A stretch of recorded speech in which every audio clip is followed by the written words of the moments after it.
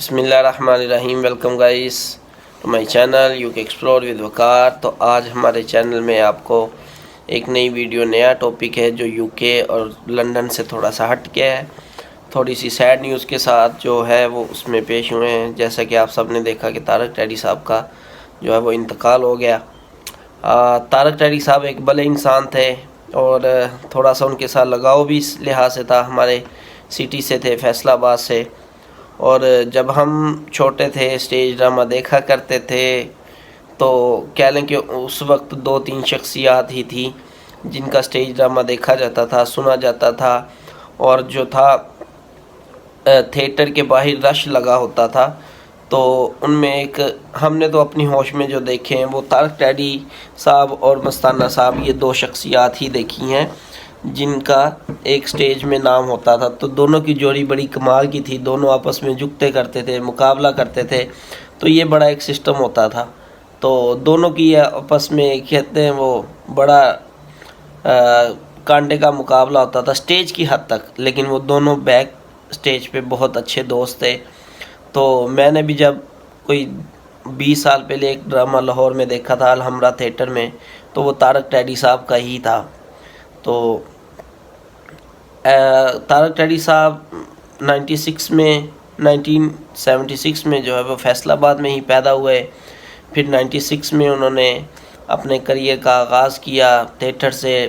پہلے فیصل آباد میں کافی کرتے رہے، کام کیا. پھر چھوٹے چھوٹے تھیٹر پہ کام کرتے رہے. جس طرح ایک ایکٹر کی جو لائف ہوتی ہے وہ پھر چلتی رہی. پھر وہ انہوں نے لاہور میں اپنا شفٹ ہونے کا سوچ لیا، کیونکہ لاہور کی انڈسٹری جو تھی وہ کافی بڑی تھی، کافی لمبی چوڑی تھی، کافی تھیٹر تھے. اور لاہور کی ایک آپ کو پتہ ہے ایک اپنی تاریخ ہے. تو پھر ان کا ایک انٹرویو ہے کہ میں نے بڑی مشکلات دیکھی ہیں، لیکن پھر وہ فیصل آباد میں یہ شو کرتے تھے یا جو چھوٹے تھیٹر تھے ان پہ شو کرتے تھے، وہ کافی کامیاب ہو گئے. لیکن جب انہوں نے لاہور جانے کا فیصلہ کر لیا تو انہوں نے کہا کہ میں نے وہاں کی کڑھائی چھوڑ کے، یہ ان کے الفاظ ہیں، یہاں کے چھولے کھا لینے، چنے کھا لینے، لیکن لاہور ہی کام کرنا ہے. تو لاہور جا کے ان کو پھر ریورس گیئر لگ گیا، پھر زیرو سے ان کی سٹارٹ ہوگی. لیکن آہستہ آہستہ آہستہ آہستہ انہوں نے کام کیا اور ایک نام بنایا، مقام بنایا اور بڑا شاندار یہ لوگوں کو ہنسانے کا کام کیا. اور ان کی ایک خاصیت تھی، وہ کریٹیو مائنڈ کے شخص تھے. ان کو کہا جاتا ہے کہ جو سکرپٹ دیا جاتا تھا وہ اس پیٹرن پہ چلتے تھے، لیکن اپنی کریٹیوٹی زیادہ تھی ان کی. وہ اپنے سے کریٹ کرتے تھے، جگت خود کرتے تھے. سارا مذاق، ہنسی مذاق، جو بھی تھا، طنز و مزاح، جو ان کا ایک انداز تھا وہ سارے خود ہی کرتے تھے.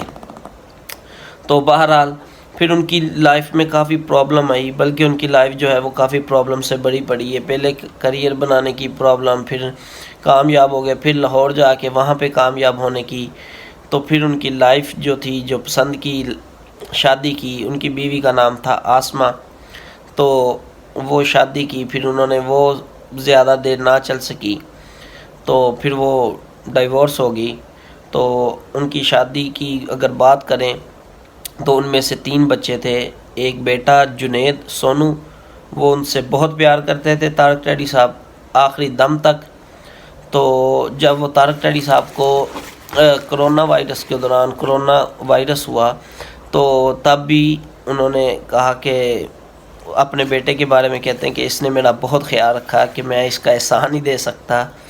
تو سونو، اس کا ایکچوئل پورا نام جنید تھا، تو طارق ٹیڈی نے ان کا نام سونو رکھا تھا پیار سے. 2 بیٹیاں تھیں، صفا اور مروہ. جب ان کی طلاق ہوئی 2011 میں تو بیوی نے پھر ان کو کیا کیا، عدالتوں میں گھسیٹنا. وہی جو فیملی کیسز ہوتے ہیں، میں لائر ہوں، میں اس کو اچھے سے ایکسپلین کر سکتا ہوں. تو پھر وہ خرچے کا کیس چل گیا.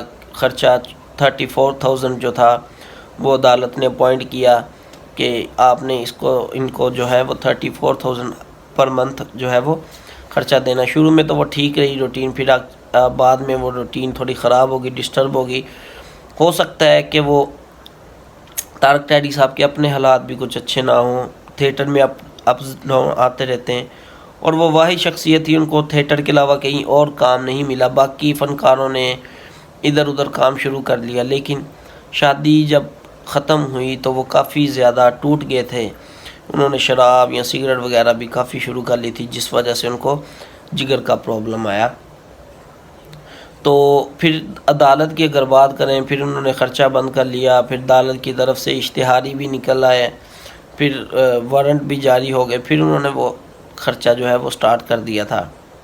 اگر ان کی بیماری کی بات کریں تو ان کو پرانی بیماری تھی، کافی دیر سے تھا ان کا مرض، جو جگر کا پرابلم تھا، لیکن آپ دیکھیں ایک فنکار تھا تو جہاں سے انہوں نے اپنا سٹارٹ لیا تھا وہیں پہ تقریباً کہہ لیں کہ آپ اینڈ ہوا۔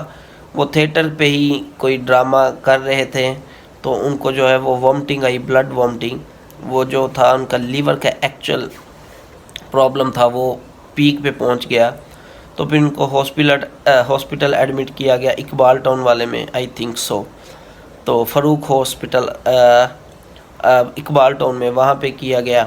ان کی جو رہائش گاہ تھی ان کے قریب ہی ان کا جنازہ پڑھایا گیا۔ پھر تو اگر ہاسپٹل کی بات کریں تو کافی زیادہ ایکٹر اور ایکٹریس وہاں پہ گئی، خوشبو صاحبہ کا انٹرویو بڑا ان کے ساتھ ہے، تو تب بھی وہ بڑے ہنسی مذاق کے ساتھ بات کر رہے ہیں۔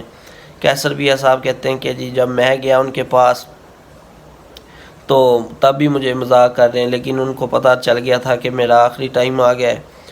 تو کیسر بیا کو اس نے 2 نصیحتیں کی تھیں، 2 باتیں کی ہیں جو کیسر بیا صاحب نے بتائی ہیں۔ انہوں نے کہا کہ یار یہ جو کہہ رہے ہیں کہ میری امداد کریں، مجھے پیسے دیں علاج کے لیے، تو ان کو کہیں خدا کے لیے ایسا نہ کریں، میرا گھر بیچ دو، گاڑی بیچ دو، کوئی کچھ بھی کرو، لیکن کسی سے پیسے نہ مانگو۔ یہ بڑے ایک خودداری والے الفاظ ہوتے ہیں۔ اور دوسرا پھر انہوں نے کہا تھا کہ میرے بیٹے سونو جنید کا جو ہے وہ خیال رکھنا، اس نے میری بڑی خدمت کی ہے وغیرہ وغیرہ۔ تو سارے ان کو کہتے تھے کہ نہیں آپ نے ٹھیک ہو جانا ہے۔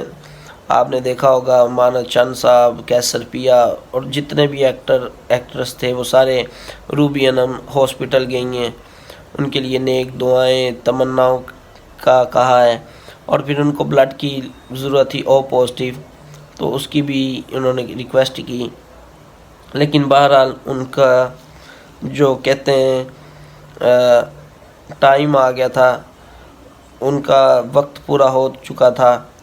جس طرح کہتے ہیں کہ ہر ذی روح انسان کو موت کا ذائقہ چکھنا ہے، کل نفس ذائقۃ الموت، تو وہ والا جو تھا وہ ان کا پیغام آ چکا تھا۔ پھر ان کی کیسر بیا صاحب کہتے ہیں 5 بجے میں ان سے پھر ملنے گیا ہوں، لیکن وہ وینٹیلیٹر پہ تھے بالکل، تو 8 بجے ان کا انتقال ہو گیا ہے۔ شاہ فرید اقبال ٹاؤن والے قبرستان میں ان کا نماز جنازہ ادا کی گئی ہے 3 بجے۔ انہوں نے اپنی شہرت کی بلندیوں کو کافی حد تک چھوا۔ ان کے بڑے بڑے مشہور ڈرامے جن میں ہے ماما پاکستانی، ایک عید دو چند اور بوہے باریاں، اس طرح کے بے شمار ڈرامے تھے جس کی وجہ سے ان کو شہرت کی بلندیاں ملی۔ سلیم البیلا صاحب نے ان کے ساتھ کام کیا، ایز اے جونیئر کیا، بڑا انہوں نے حوصلہ دیا۔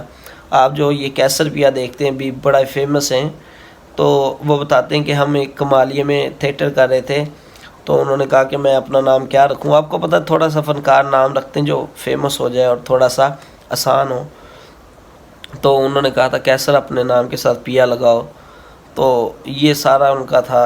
کیسر پیا کا نام دینے والے وہی تھے، جس طرح میں نے بتایا کہ وہ کریٹیو انسان تھے، تو ہر طرح ان کا مزاح طنز جگتے ان کی بڑی زبردست قسم کی، ہر وقت یہی ان کے سوچ میں رہتا تھا۔